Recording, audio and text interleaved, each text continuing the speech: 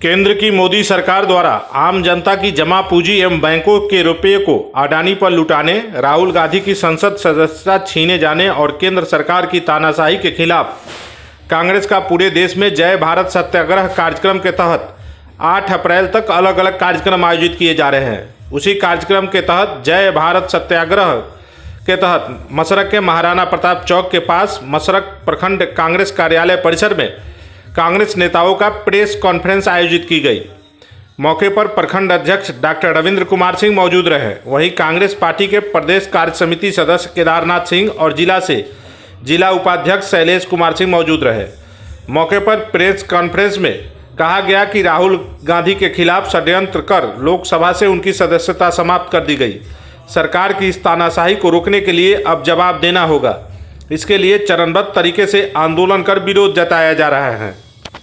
आज जो प्रेस वार्ता हम बुलाए हैं मसरक कांग्रेस कार्यालय में, वो अखिल भारतीय कांग्रेस कमेटी के निर्देशानुसार बुलाया गया है।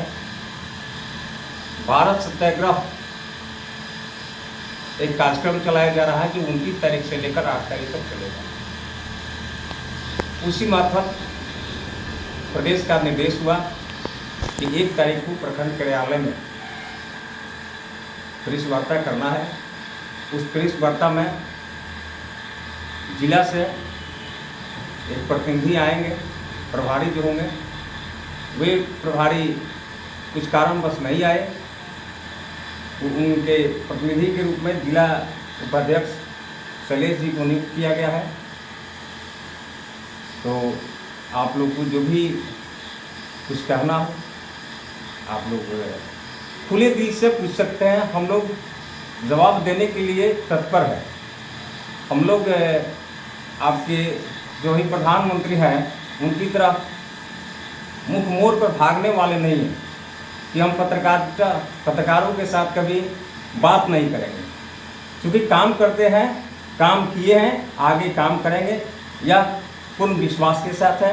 बाकी हमारे जो जिला उपाध्यक्ष हैं आप लोग इनसे कानून अपने दायरे में काम करता है, यह बिल्कुल सत्य है और कानून का और कोर्ट का हम सम्मान भी करते हैं, लेकिन कानून का भी अपना एक दायरा होता है और उस दायरे के तहत कानून अपना काम करता है। आप मान लीजिए कि आप इतिहास उठा करके जज साहब को जजमेंट लिखते समय यह जरूर ध्यान आया होगा कि आज के पहले कभी भी इस तरह की कोई मानहानि के मुकदमे में मैक्सिमम सजा नहीं हुआ है। और आप सोच सकते हैं, आप भी एक साधारण आदमी है, भारत के नागरिक है, सोच सकते हैं जिसको मानहानि के लिए कहा गया है, जिस मोदी नाम की चर्चा हो रही है उसमें किसी मोदी ने तो कोई क्लेम नहीं किया है। कोई तीसरा व्यक्ति जो राजनीति से संबंधित है और वह कहता है कि उनका जो हुआ है उनकी मानहानि हुई है, ये बात स्पष्ट हो जाता है। और आज उस जो सीजीएम महोदय ने जिन्होंने इस सजा सुनाई है, आज उनका प्रमोशन हो गया, आज वो डिस्ट्रिक्ट जज बन गए हैं। तो ये तो स्पष्ट है कि कहीं ना कहीं से सरकार का दबाव उस पर बना हुआ है। कहने का मतलब है कि राहुल गांधी से मतलब अभी बीजेपी सरकार निश्चित हताशा है कि मतलब राहुल गांधी आने वाले दिनों के लिए बीजेपी के लिए खतरा बन सकता है। बिल्कुल यह सरकार डरी हुई है। तभी तो भारत जोड़ो यात्रा के दौरान आपने देखा कि किस तरह से स्मृति ईरानी द्वारा झूठ का प्रोपगंडा फैलाया गया।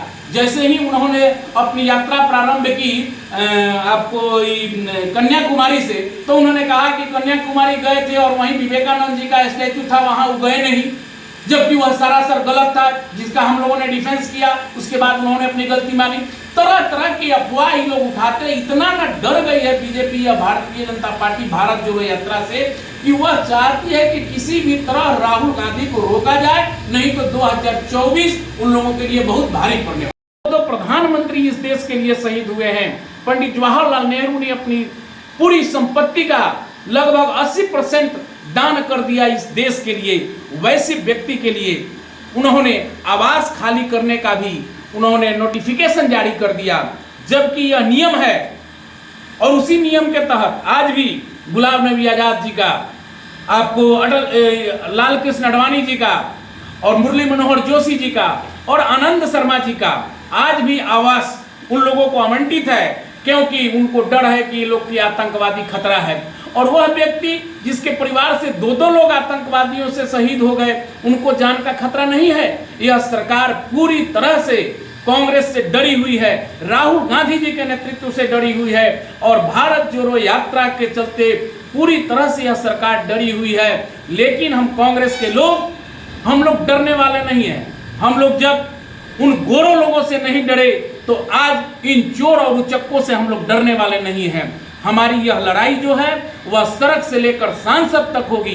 हम लोग कानूनी लड़ाई भी लड़ेंगे और जनता के भी अदालत में जाएंगे और जनता को बताएंगे कि किस तरह से एक वैसा परिवार जो इस देश के लिए अपनी सारी संपत्ति कुर्बान कर दी, और यह तानाशाह शासक किस तरह से अपनी तानाशाही रवैये के तहत इस देश को बर्बाद करने के लिए तुला हुआ है, और एक वैसे स्वतंत्रता सेनानी परिवार को यह तबाह कर रहा है, उनको परेशान कर रहा है। इन सब चीज़ों को हम लोग जाएंगे और जनता के बारे में बताएंगे। आज का इस प्रेस कॉन्फ्रेंस का यही मुख्य उद्देश्य था। अब आप लोगों को जो प्रश्न करना है हम लोग उसे कर सकते हैं। विशेष प्रेस वार्ता में आप सभी पत्रकार बंधुओं का स्वागत है। खास करके हमारे इलेक्ट्रॉनिक मीडिया, सोशल मीडिया और प्रिंट मीडिया के आए हुए सभी साथियों का मैं हार्दिक स्वागत करता हूं।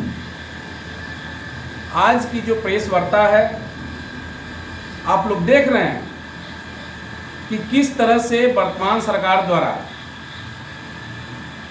विपक्षी नेताओं को एक सुनियोजित तरीके से एक षड्यंत्र के तहत परेशान करने का जो सिलसिला शुरू हुआ है, और उसी सिलसिले के रूप में आपने देखा होगा कि हमारे पार्टी के राष्ट्रीय पूर्व अध्यक्ष राहुल गांधी जी को किस तरह से सांसद की सदस्यता रद्द की गई, आनन फानन में उनको आवास खाली करने की सूचना दी गई। हम सभी जानते हैं कि यह एक ऐसा केस है जो केस 2019 के लोकसभा चुनाव के समय राहुल गांधी जी ने कर्नाटक में एक भाषण के द्रव्यमान यह कहा था कि यह एक संयोग है कि सभी चोरों का नाम मोदी ही है, जिसमें उन्होंने ललित मोदी, नीरव मोदी, मेहुल चौकसी जैसे लोगों का नाम लिया था। इस परिस्थिति में गुजरात के एक भारतीय जनता पार्टी का पूर्व विधायक सीजीएम कोर्ट में यह केस दायर करता है और कहता है कि इनके बातों से एक खास जाति के लोगों का मानहानि हुआ है, और वह मानहानि का मुकदमा दायर करता है। सोचने वाली बात है कि 2019 में यह मामला हुआ, और उस समय के तत्कालिक जो सीजीएम था वह इस केस को समन करने लायक भी नहीं समझा। यहां तक कि किसी तरह का कोई समन भी राहुल गांधी जी के पास नहीं भेजा गया।